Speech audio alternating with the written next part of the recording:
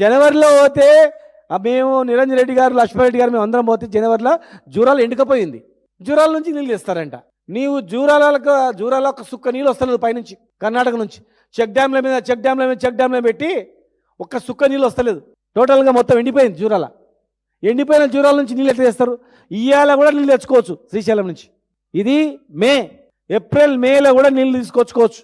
తీసుకొని రిజర్వాయర్ నింపుకోవచ్చు. ఎండిపోయిన దగ్గర నీళ్ళు నింపుకుంటామా చెప్పండి? ఎట్లయితుంది? నవమాసాలు పోసిన తల్లికి ఎంత ప్రేమ ఉంటుందో పిల్లల మీద. ఇలా తెలంగాణ తెచ్చుకున్న వాళ్ళు కూడా తెలంగాణ అంత ప్రేమ ఉంటుంది. ఉట్టి అడ్డగోలుగా తెలంగాణకు సంబంధం లేనోడు, తెలంగాణ గురించి కోరుకోనోడు ఇలా ఎవరంటే ఎవరు పిచ్చి పిచ్చిగా మాట్లాడితే పాలమూరు ప్రాజెక్టు మీద అది కాదది.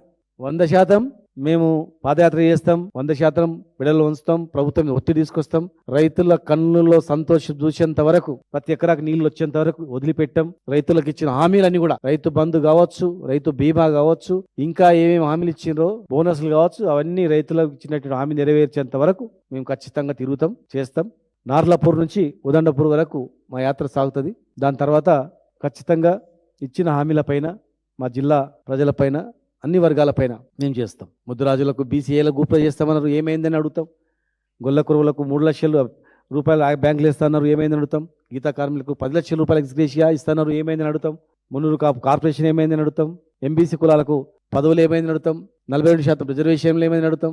ఏ ఒక్క అంశం మీరు ఇచ్చినటువంటి దాని మీద మేము చేస్తాం. కనుక దయచేసి ఉట్టుట్టిగా రివ్యూలు కాకుండా ఇరిగేషన్ అధికారులను పిలిపించుకొని రివ్యూ పెట్టండి, ప్రజా సమక్షంలో పెట్టండి. లేదు అధికారులను రూములు బంద్ చేసుకొని పెట్టండి. కార్యాచరణ మీరు ప్రకటించండి, ప్రాసెస్ స్టార్ట్ చేయండి, టెండర్లు కాల్ ఫర్ చేయండి.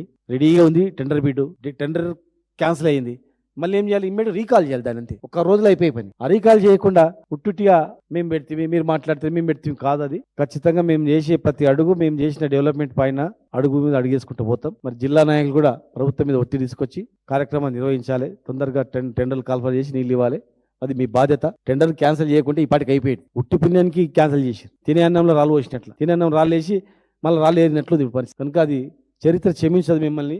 దయచేసి ఇమ్మీడియట్గా ఈ 3-4 నెలల్లో, 6 నెలల్లో నీళ్ళు ఇవ్వాలి. 2 నెలల్లో కంప్లీట్ చేసుకొని టెండర్లు, నెక్స్ట్ 6 నెలల్లో మొత్తం టోటల్ కంప్లీట్ పని చేయాలని చెప్పి మీ ద్వారా మేము డిమాండ్ చేస్తాను.